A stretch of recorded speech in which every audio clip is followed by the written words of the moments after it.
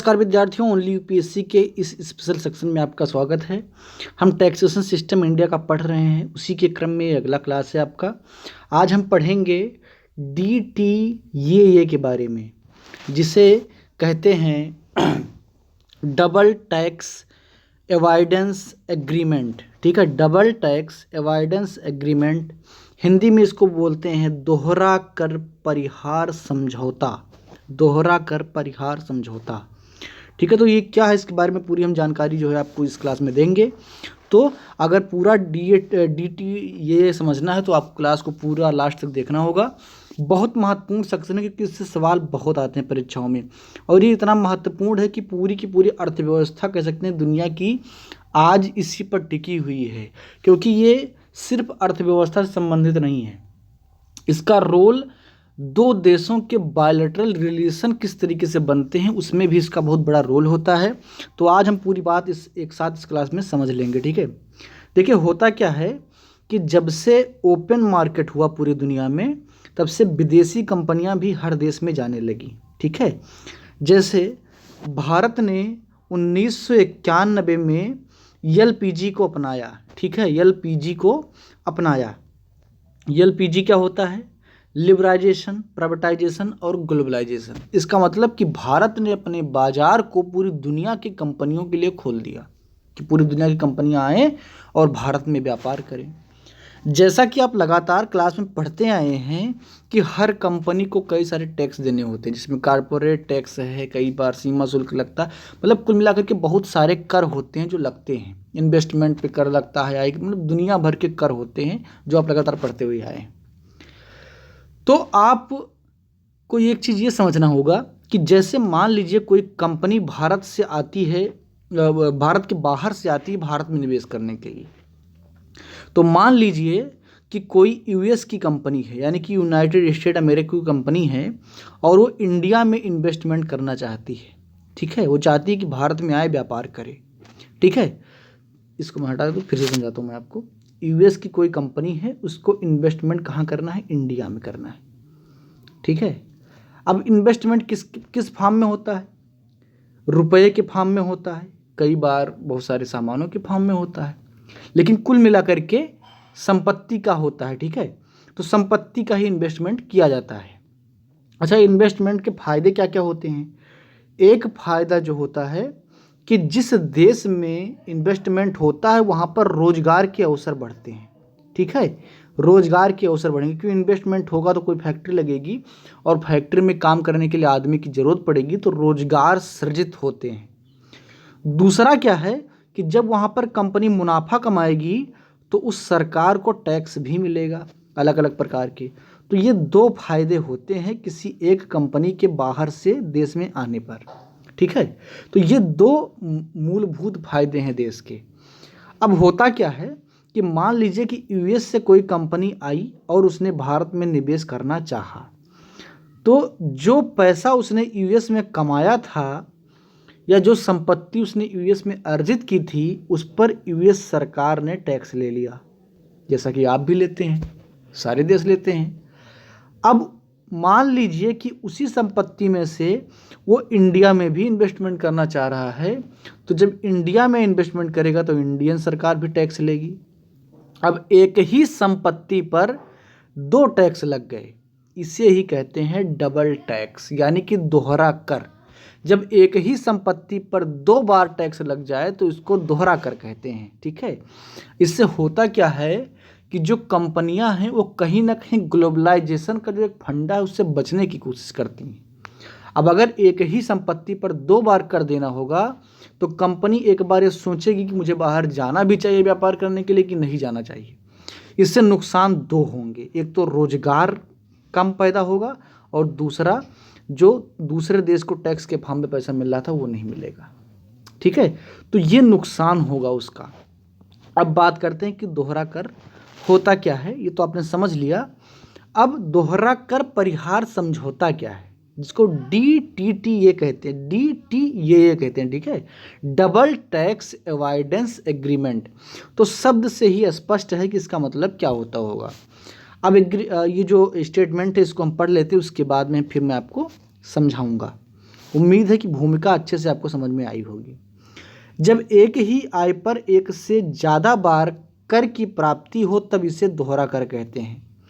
जब दोहरे कर को खत्म करने के उद्देश्य से दो देश आपस में समझौता कर लें तब इसे दोहरा कर परिहार समझौता कहते हैं। ठीक है, यानी कि उस दोहरे कर से बचने के लिए कोई बीच का रास्ता निकाल लिया जाए तो उसे दोहरा कर परिहार समझौता कहते हैं, जिसको DTAA कहते हैं। ठीक है, इसके तहत यदि एक निवेश ऐसे देश से आता है जिसके साथ भारत ने DTAA पर हस्ताक्षर कर रखे हों तो ऐसे निवेश से सृजित आय पर वही देश कर वसूलेगा जहां से यह निवेश आया था। ठीक है, यानी कि अगर निवेश सिंगापुर से भारत में हुआ है और भारत और सिंगापुर ने DTAA पर सिग्नेचर किए हैं यानी कि समझौता किया है, तो निवेशक को सिंगापुर में ही टैक्स देना होगा। इसका कहने का मतलब यही है। अब आगे समझते हैं।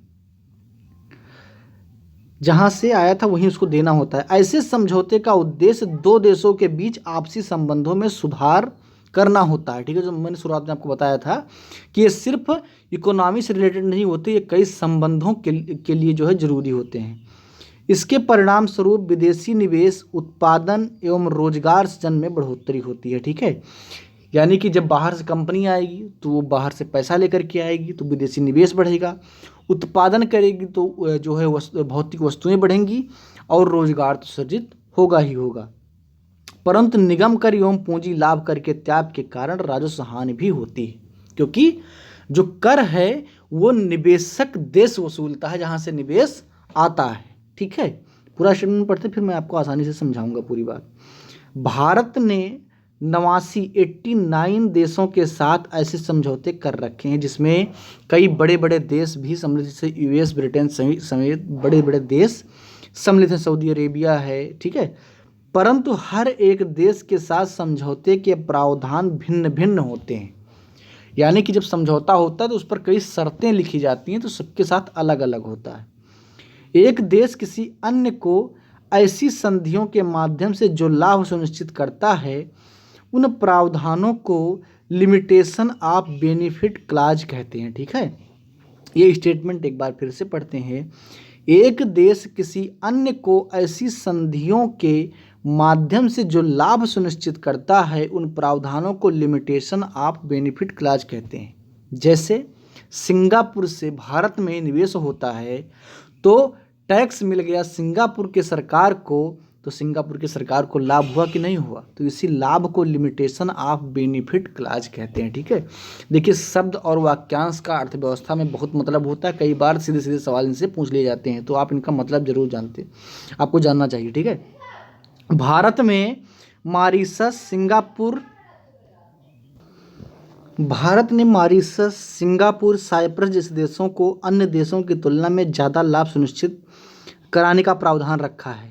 यही कारण है कि वर्ष 2000 से 2016 के बीच भारत में जो कुल विदेशी निवेश आया उसमें मॉरीशस का योगदान 34% एवं सिंगापुर का योगदान 16% रहा है। अतः इन दो छोटे छोटे देशों से कुल मिलाकर के विदेशी निवेश 50% तक आया है। ठीक है, हालांकि इन दोनों देशों से आय निवेश केवल इन्हीं देशों की कंपनियों के नहीं हैं, अन्य देशों की कंपनियां भी मॉरीशस एवं सिंगापुर में अपनी इकाई स्थापित करती हैं और इस रास्ते से निवेश करते हैं। इस प्रक्रिया को ट्रीटी शॉपिंग कहते हैं। ठीक है, ट्रीटी शॉपिंग कहते हैं। फिर यहाँ पर एक शब्द आपको मिल गया जो क्वेश्चन के रूप में आपके सामने आ सकता है कि ट्रीटी शॉपिंग क्या होता है। तो ट्रीटी शॉपिंग होता है, अगर मान लीजिए कोई US की कंपनी है, उसको इंडिया में निवेश करना है तो डायरेक्ट ना निवेश करके पहले सिंगापुर में जाएगी और यहाँ पर अपना एक ऑफिस खोलेगी और जब यहाँ पर रजिस्टर्ड हो जाएगी उसके बाद में भारत में निवेश करेगी। तो इस पूरे प्रक्रिया को ही ट्रीटी शॉपिंग कहा जाता है, ट्रीटी शॉपिंग कहा जाता है। ठीक है, जिसके जरिए दो देशों की संधि का फायदा तीसरे राष्ट्र की कंपनियां उठा जाती हैं। ठीक है, तो ये जो है पूरा मामला आपने इसमें समझा कि किस प्रकार जो है विदेशी कई अन्य देश की कंपनियां भी इसका लाभ उठा लेती हैं, ये कानून का थोड़ा सा जो है कमज़ोर पक्ष है। ठीक है, बाकी जो इसके लाभ हैं विदेशी निवेश को आकर्षित करना वो होता ही है, रोजगार सृजित होते हैं और उसके साथ साथ उत्पादन भी देश का बढ़ता है। ठीक है, तो उम्मीद है कि ये बातें आपको समझ में आएँ, कोई इसमें बहुत गंभीर बात नहीं है जिसको आप ना समझ पाएँ। इसमें जो एक दो बात है वो आप समझ लीजिए कि लिमिटेशन ऑफ बेनिफिट्स क्या होता है, तो आप समझ गए होंगे कि जो लाभ मिलता है इस समझौते के द्वारा निवेशक देश को, उसको लिमिटेशन ऑफ बेनिफिट क्लास कहते हैं। और जो है ट्रीटी शॉपिंग जो एक शब्द है, इससे भी सवाल बन सकते, तो इसका मतलब भी आप समझ गए होंगे। अब एक पूरा जो है मैं आपको फिर से एक फॉर्म में समझा देता हूँ कि जैसे 3 देश का हम उदाहरण ले लेते हैं। एक देश है आपका यूके, यूनाइटेड किंगडम, हालांकि ये कई देशों का समूह है, इसमें कई देश हैं, एक देश नहीं है। दूसरा हम ले लेते हैं सिंगापुर को, और तीसरा ले लेते हैं हम इंडिया को। ठीक है, अब एक एग्जाम्पल के द्वारा हम पूरी प्रक्रिया समझ लेते हैं। ठीक है, अब मान लीजिए कि बाहर से कोई कंपनी इंडिया में निवेश करना चाह रही है। ठीक है, तो अगर वो सीधे निवेश करती है बिना किसी उस देश के समझौते के, तो उसको अपने देश में भी कर देना होगा और इंडिया में भी कर देना होगा, तो एक ही संपत्ति पर 2 कर लग जाएंगे। तो ये क्या है, निवेश को हतोत्साहित करता है, उत्साहित नहीं हतोत्साहित करता है कि निवेश ना हो। कंपनियां बचती हैं क्योंकि एक ही धन पर अगर 2 बार टैक्स देना पड़ जाएगा, और टैक्स बहुत ज़्यादा होते हैं। ठीक है, 40% के टैक्स होते हैं, तो फिर उनका व्यापार करने का कोई फ़ायदा नहीं होगा, तो इसलिए समझौते किए जाते हैं। अब मान लीजिए कि सिंगापुर के साथ भारत ने एक ट्रीटी कर लिया, DTAA यानी कि दोहरा कर परिहार समझौता इंडिया ने सिंगापुर के साथ कर लिया। तो सिंगापुर की सारी कंपनियां तो आसानी से यहाँ पर कर देंगी जो है निवेश, और टैक्स कहाँ देंगी, सिंगापुर में देंगी। ये तो एक स्थिति हो गई। दूसरी स्थिति ये है कि मान लीजिए कि यूके के साथ अभी भारत ने ट्रीटी साइन नहीं किया है। अब मैं एग्जाम्पल के लिए बता रहा हूँ, हालांकि यूके के साथ इंडिया ने कर लिया, लेकिन एग्जाम्पल के लिए बता रहा हूँ कि मान लीजिए अभी नहीं किया है। तो यूके की कोई कंपनी अगर चाहती है कि वो भारत में निवेश करे, तो करेगी क्या, सिंगापुर में आएगी और सिंगापुर में अपना एक ऑफिस खोलेगी, और इस ऑफिस को रजिस्टर्ड कराने के बाद में वो भारत में निवेश करेगी, तो ये निवेश सिंगापुर का निवेश माना जाएगा। ठीक है, ये निवेश सिंगापुर का निवेश माना जाएगा और ये सिंगापुर में ही टैक्स देगी। कंपनियां ऐसा इसलिए करती हैं क्योंकि जिस देश को टैक्स हेवन कंट्रीज कहा जाता है, जहां पर टैक्स कम होते हैं, वहां पर कंपनियां अपना ऑफिस खोलती हैं, फिर वहीं से दूसरे देश में वो जो है निवेश कर देती हैं। ठीक है, तो ये सब टैक्स हेवन कंट्रियां हैं। ठीक है, लेकिन अगर मान लीजिए कि यूके से भी भारत का समझौता होगा, जो कि वास्तव में हो चुका है। अब मान लीजिए कोई यूके की कंपनी है और उसको भारत में निवेश करना है, तो उसके पास 2 ऑप्शन है, एक तो सिंगापुर वाला, एक खुद यूके वाला। तो वो देखेगी कि टैक्स कहाँ जो है कम है, उस हिसाब से वो निवेश करेगी। तो ये पूरी प्रक्रिया थी DTAA यानी कि डबल टैक्स अवॉइडेंस एग्रीमेंट। ठीक है, इससे बहुत सारे सवाल आते हैं, एक इम्पॉर्टेंट सेक्शन था, इसीलिए मैंने आपको ये पूरा समझा दिया। ठीक है, अब अगली क्लास में हम नेक्स्ट मुद्दे पर बात करेंगे। इस क्लास में इतना ही। क्लास को लाइक कीजिए, शेयर कीजिए और अपनी राय कमेंट बॉक्स में ज़रूर दीजिए। धन्यवाद।